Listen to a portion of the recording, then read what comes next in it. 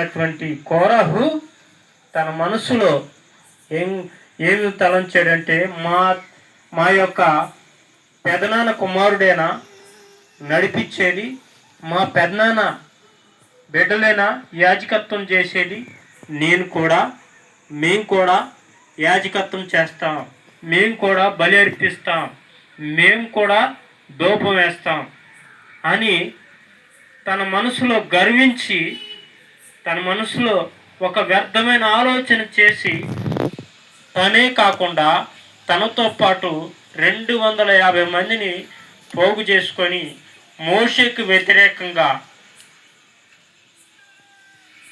యాజకత్వం చేయటానికి ద్వీప నైవేద్యాలు అర్పించడానికి వెళతాడు. వెళితే ఇక్కడ నేను ఒక సందర్భం చెప్తాను. దేవుడు ఏర్పాటు చేసినటువంటి ఎన్నుకున్నటువంటి ఒక వ్యక్తికి మనం వ్యతిరేకంగా వెళితే మనకి జయం కలగదు కాక మనం తలంచిన ప్రతి తలంపు కూడా వ్యర్థమైపోద్ది. ఇప్పుడు ఈ కుటుంబంలో రెండో వాడైనటువంటి ఒత్నీల్ని దేవుడు ఏర్పాటు చేసుకున్నాడు. ఏంది, మా పెదనాన్నోళ్ళేనా యాజకత్వం చేసేది, పెదనాన్నోళ్ళేనా పాస్టర్గా వెళ్ళేది, మేము కూడా వెళ్తామని చెప్పి వాళ్ళ తమ్ముడు కుమారుడు బయలుదేరాడనుకో,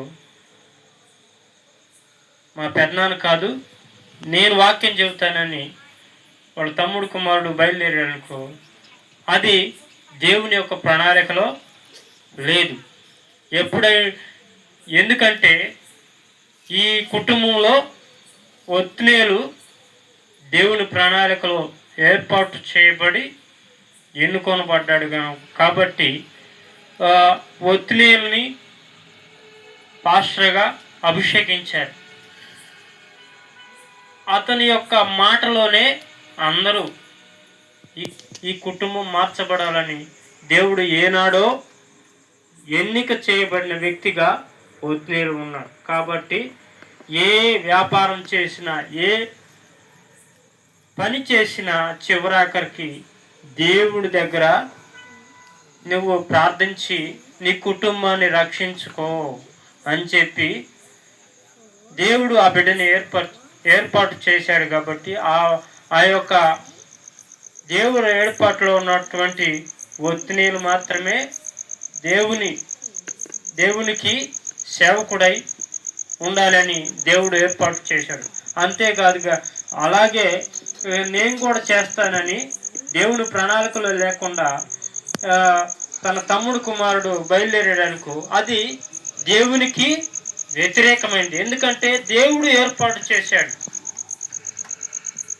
దేవుడు ఏర్పాటులో లేనటువంటి అలాగే కోరహు ఏం చేశాడంటే, కోరహు వ్యతిరేకంగా మోషేకు వ్యతిరేకంగా బయలుదేరిన కారణాన్ని బట్టి ఏం చేశాడంటే, దేవుడు ఎంతో కోపం తెచ్చుకొని ఏం చేశాడంటే, ఈ కోరహు వాళ్ళ 250 మంది తనతో పాటు వ్యతిరేకంగా బయలుదేరినటువంటి ఈ సమాజాన్ని మొత్తాన్ని విచిత్రంగా చంపుతాను, నాకు వ్యతిరేకంగా నాకు నమ్మకమైన మోషేకు వ్యతిరేకంగా మీరు బయలుదేరారు కాబట్టి మిమ్మల్ని విచిత్రమైన చావుతో మిమ్మల్ని ముగిస్తానని చెప్పి భూమి నెర విడిచిందంట.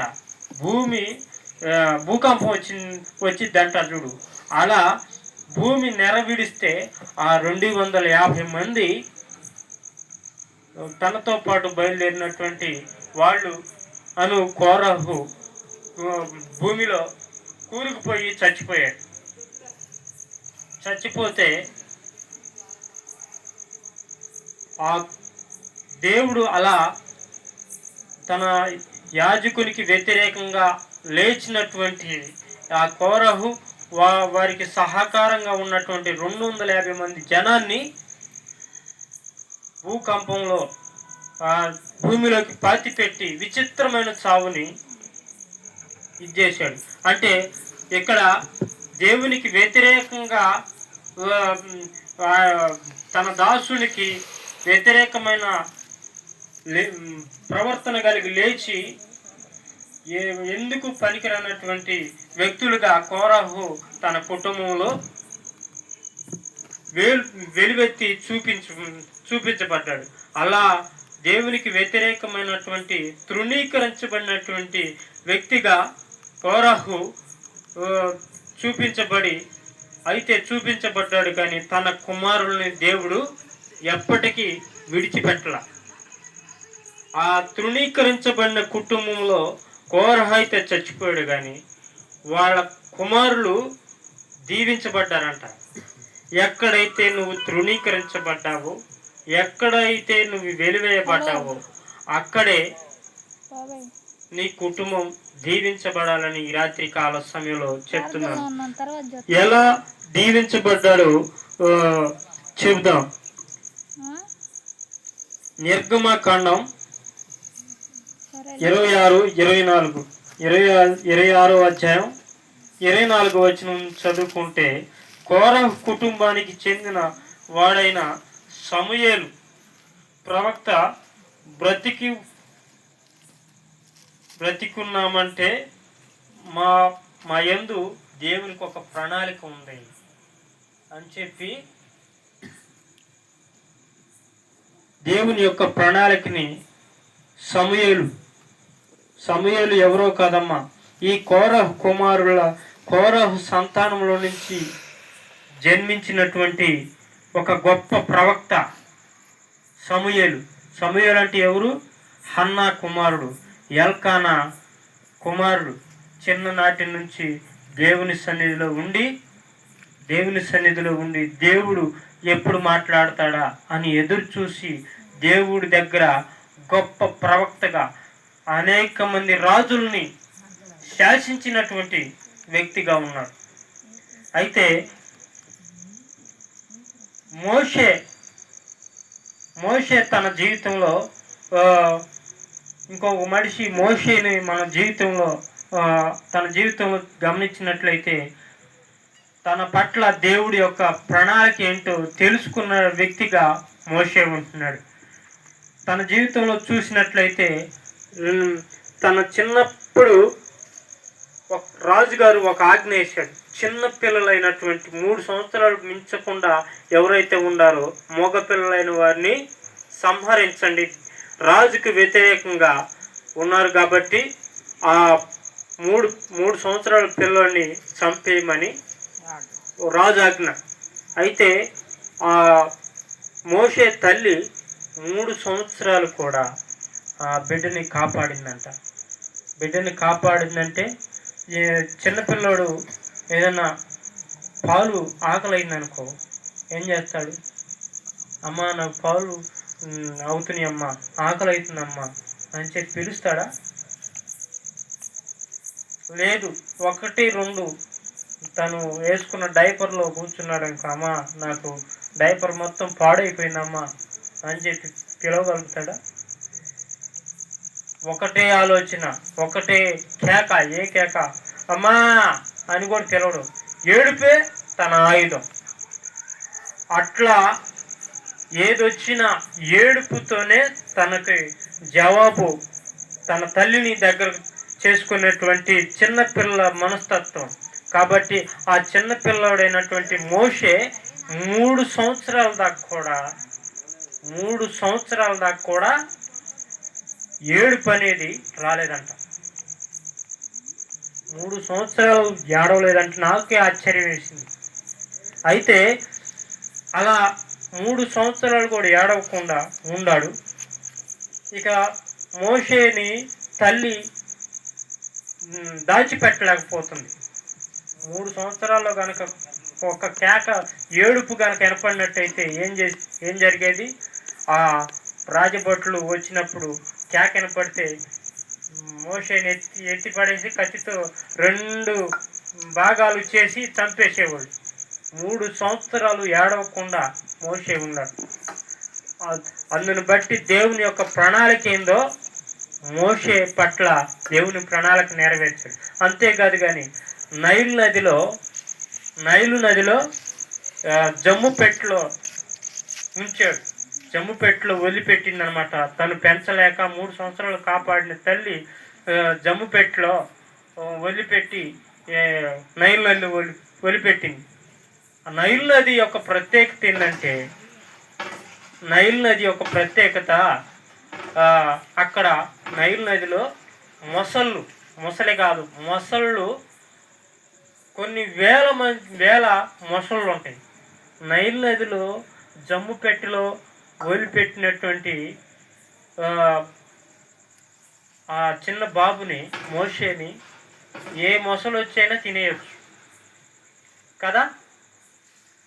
బాగా ఆలోచించండి. జమ్ము తొట్టిలో పసిపిల్లడు ఏడకుండా ఉంటాడా?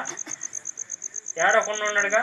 మొసలి మానవ శరీరాన్ని రుచి మరిగిన మొసలి వదిలిపెట్టిద్దా?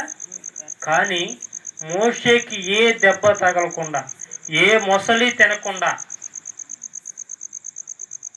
ఇశ్రాయేలీయులకు ఒక నాయకుడుగా ఎన్నుకోవాలని దేవుడు ఏనాడో ఏర్పాటు చేసినటువంటి ఒక ప్రణాళిక, గొప్ప ప్రణాళిక ఉంది. ఆ ప్రణాళికను బట్టి దేవుడు మోషేని ఇశ్రాయేలుకి నాయకుడుగా చేశాడు.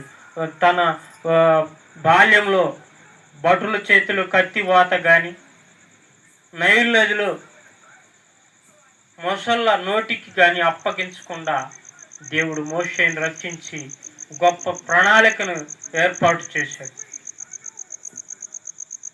నా జీవితంలో మన మన మన బ్రతుకుల్లో ఎలాంటి పరిస్థితులు వచ్చాయో, ఇప్పుడు దాకా ఒక రోగమే వచ్చి ఈ వ్యక్తి అమ్మాయి చనిపోతాడేమో అనేటువంటి పరిస్థితి రాలేదంటారా? లేదు, ఒక అప్పుల ఊబిలో నుంచి ఈరోజు నేను చచ్చిపోతే బాగుండు అని అనిపించలేదంటారా? ఎలాంటి పరిస్థితి వచ్చినా దేవుడు మనల్ని కాపాడుతూ వచ్చాడు. కరోనా కాలంలో ఎంతోమంది మనకంటే గొప్పవారు, మనకంటే జ్ఞానం గలవారు కరోనా కాలంలో ఎంతోమంది చనిపోయారు. కానీ ఆ కరోనా నుంచి కూడా నిన్ను నన్ను బ్రతికించి దేవుడు ఈ రోజున ఈ రీతిగా మనల్ని ఇక్కడ కూర్చోబెట్టాడంటే నీ పట్ల, నా పట్ల దేవుడి యొక్క గొప్ప ప్రణాళిక ఉంది. నువ్వు అనుకోవచ్చు, నేను ఎందుకు దేవుడికి పనికొస్తాను, నేనేం పని చేయలేను నేను అనుకోవచ్చు. కానీ నా పట్ల, నీ పట్ల దేవుని యొక్క ప్రణాళిక, గొప్ప ప్రణాళిక ఏనాడో రాశాడు. నువ్వు పుట్టకముందే, భూమి పుట్టకముందే ఒక గొప్ప ప్రణాళిక రాశాడు. కాబట్టి ఏ కరోనా వచ్చినా, ఏ రోగం వచ్చినా, ఏ ఇబ్బంది వచ్చినా నేనుండా నీకు అని చెప్పి అప్పటికప్పుడే నిన్ను ప్రోత్సహిస్తూ ముందుకు నడిపిస్తున్నాడు. ఇంకొక సందర్భం మనం గమనించుకున్నట్లయితే, కోరహు కుమారులు, తండ్రి చచ్చిపోయాడు, తండ్రి భూమిలో కూరుకుపోయాడు. తనతో ఏర్పాటు చేసినటువంటి 250 మంది సైన్యం కూడా, తనకు సపోర్టుగా నిలిచినటువంటి సమాజం కూడా భూమిలో పాతిపెట్టబడింది. అయితే ఈ కోరహు కుమారులు చనిపోకుండా తండ్రి మరణం నుంచి ఒక్క గెలుపు పాఠాన్ని నేర్చుకున్నారు. ఒక మరణం నుంచి, తండ్రి మరణంలో నుంచి ఒక గొప్ప పాఠాన్ని నేర్చుకున్నారు. సమూయేలు తల్లి ఉంది, సమూయేలు తల్లి హన్నా సమూయేలుని షిలోహు మందిరంలో చిన్నప్పుడు విడిచిపెట్టింది. మందిరంలో విడిచిపెట్టి ప్రతి ఏటా మందిరానికి వచ్చి సమూయేలుని పరామర్శ చేసి వెళ్తూ ఉంటుంది. ఆమె వచ్చినప్పుడు సమూయేలుతో ఏం చెబుతుందో తెలుసా? అయ్యా, ఈ యొక్క దేవాలయంలో బలిపీఠం చూసావా? దేవాలయం ఒక బలిపీఠం ఉంది చూసావా? ఆ బలిపీఠం ఉందమ్మా. ఆ బలిపీఠానికి పైకప్పు వచ్చింది. ఆ పైకప్పు ఉంది. ఈ దీప అర్పించడానికి కోరహు 250 మంది ధూప దీపాలని గిన్నెల్ని తీసుకొని వచ్చి, ఇత్తడి గిన్నెలని తీసుకొని వస్తే దేవుడు ఏం చేస్తాడంటే వీళ్ళని మొత్తిన తర్వాత ఈ ధూప దీపాలను మొత్తాన్ని తీసుకొని ఒక ఇత్తడి రేకుని ఏర్పాటు చేసి ఆ బలిపీఠం మీద కప్పు ఏర్పాటు చేస్తాడు. ఆ కప్పు ఈ షిలోహు దేవాలయంలో ఉంది. ఆ సమూయేలు తల్లి వచ్చి అడుగుతుంది, అయ్యా నువ్వు బలిపీఠం చూసావా? బలిపీఠం మీద ఉన్న కప్పును చూసావా అని అంటే, అమ్మా నేను చూశానమ్మా, బలిపీఠం మీద ఉన్న కప్పు ఉందమ్మా, నేను దాన్ని ప్రతిరోజు గమనిస్తున్నానమ్మా అని చెప్పాను అని బదులిచ్చినప్పుడు తల్లి ఏం చెప్తుందో తెలుసా? అయ్యా ఆ కప్పు, బలిపీఠం మీద కప్పు అది వరకు లేదయ్యా, మీ పితరుడైన కోరహు చేసిన తప్పును బట్టి, చేసిన పాపాన్ని బట్టి ఈ కప్పు వచ్చిందయ్యా. దేవునికి వ్యతిరేకంగా లేచాడు, దేవునికి వ్యతిరేకంగా పాపం చేశాడు, పాపం చేసి మరణాన్ని కొని తెచ్చుకున్నాడు. తనతో పాటు ఉన్నటువంటి 250 మంది సమాజాన్ని కూడా మట్టు పెట్టుకున్నాడు. ఆ పాపం, దేవునికి వ్యతిరేకమైన పాపం నువ్వు చేయొద్దయ్యా.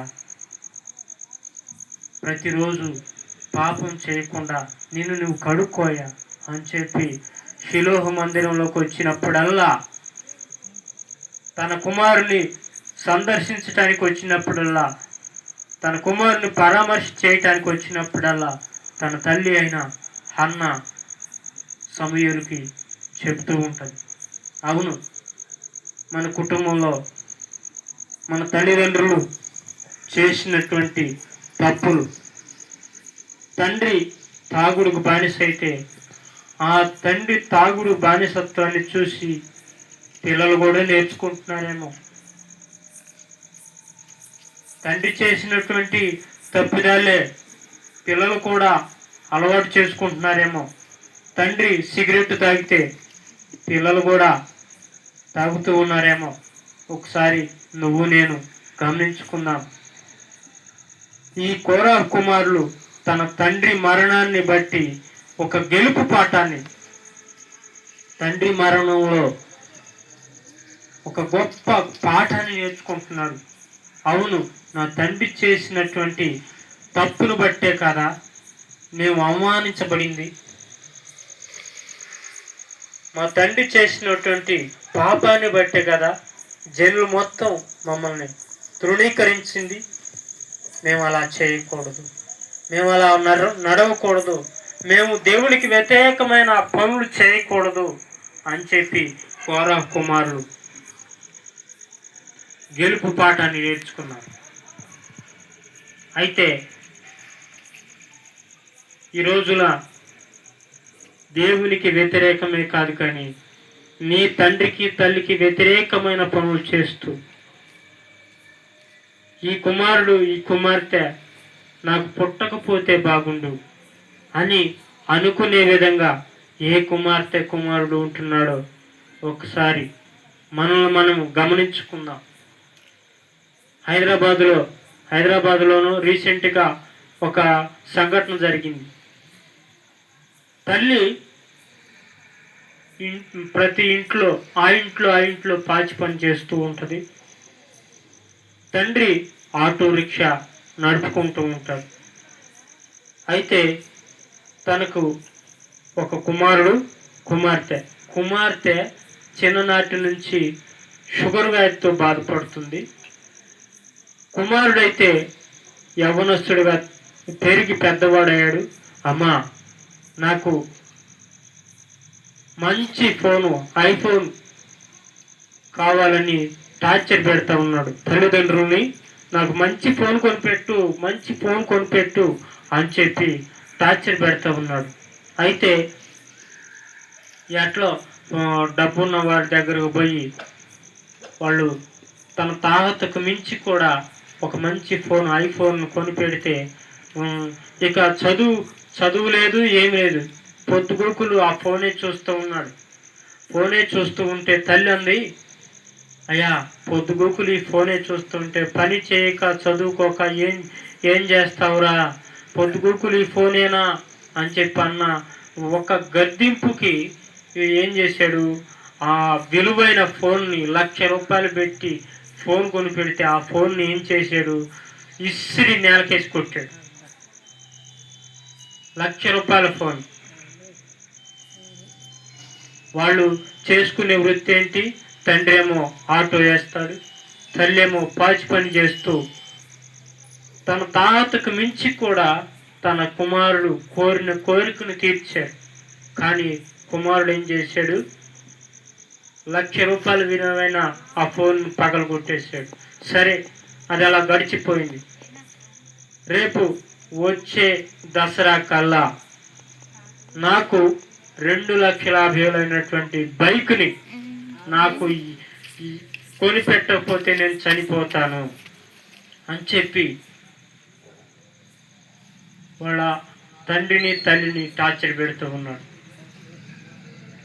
ఏం చేయాలిరా, అరే నేను ప్రతి ఇంట్లో పాచి పని చేస్తూ బ్రతుకుతున్నాను, మీ నాన్న ఆటో వేస్తే తిండి లేకపోతే లేదు, నువ్వేమో ₹2,50,000 బైకు కావాలంటున్నావు, ఎలా అంటే ఏమో నాకు దసరా కల్లా బైక్ కొనిపెడితే నేను ఉంటా, లేకపోతే నేను చనిపోతా, ఇదిగో మందు బాటలు, ఇదిగో ఉరితాడు అని చెప్పి వాళ్ళని బెదిరిస్తూ ఉన్నాడు.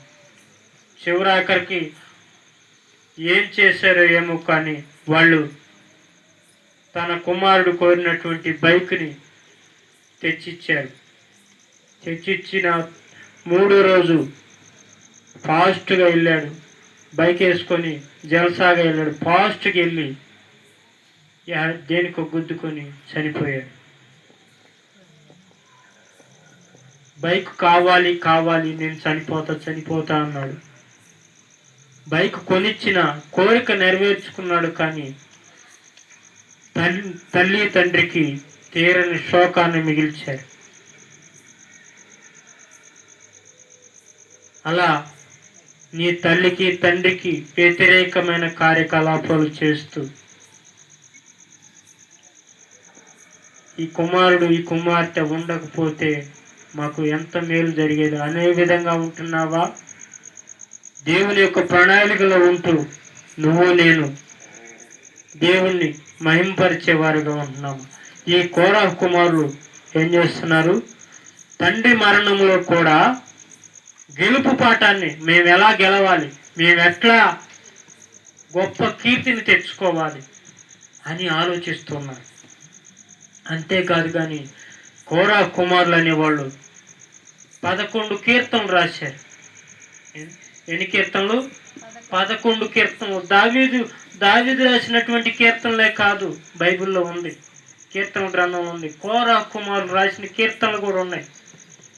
ఆ కీర్తనలు కోరహు కుమారులు రాసినటువంటి కీర్తనలో నీ దేవుడు ఏమాయనని నీ జనులంట వాళ్ళని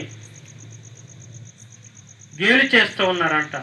అయ్యా, మీరెంతకాలం దేవుడు అంటుంటే మీ దేవుడు నీకేం చేశాడు? 42వ కీర్తనలో ఉంటుంది. మీ దేవుడు ఏం చేశాడు? మీ తండ్రిని పొట్టన పెట్టుకున్నాడు కదా, అయినా మీరు ప్రార్థన చేస్తున్నారు, అయినా మీరు భక్తి వదిలిపెట్టట్లా. ఏంటంటే శ్రమలో కూడా దేవుణ్ణి విడిచిపెట్టకుండా శ్రమలో కూడా వాళ్ళు దేవుని స్తుతించారు. తద్వారా కోరహు కుమారులు గొప్ప గాయకులుగా పిల్లలు ఆ కోరహు కుమారులు లేకపోతే ఈరోజు ఆరాధన సరిగ్గా జరగట్లేదయ్యా అని ఆ ఇశ్రాయేలు జనాంగం అనుకునే విధంగా తయారు చేయబడ్డారు. అంతేకాదు కానీ ద్వార పాలకులుగా కూడా, గేట్ వాచ్మెన్లుగా, అంటే గేట్ వాచ్మెన్లు అంటే తక్కువ వారిగా ఉండటం కాదు కానీ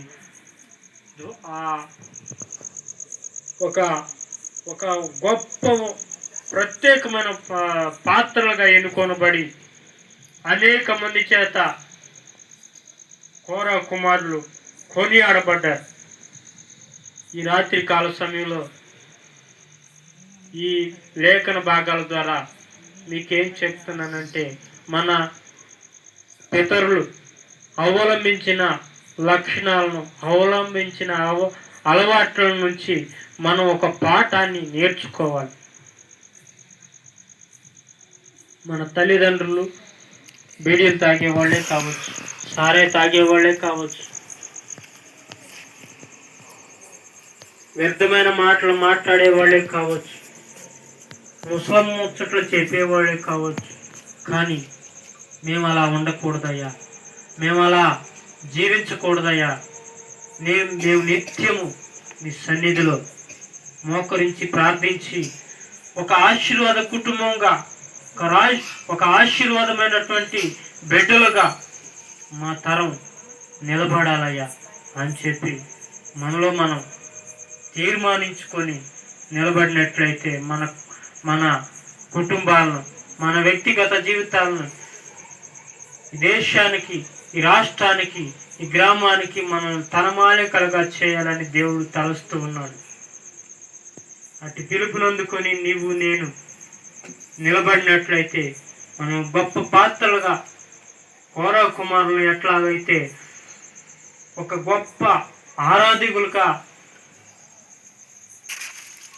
నియమించాడో మనల్ని కూడా అలా చేయాలని, తన కుమారులుగా, కుమార్తెలుగా చేయాలని దేవుడు ఆలోచిస్తున్నాడు.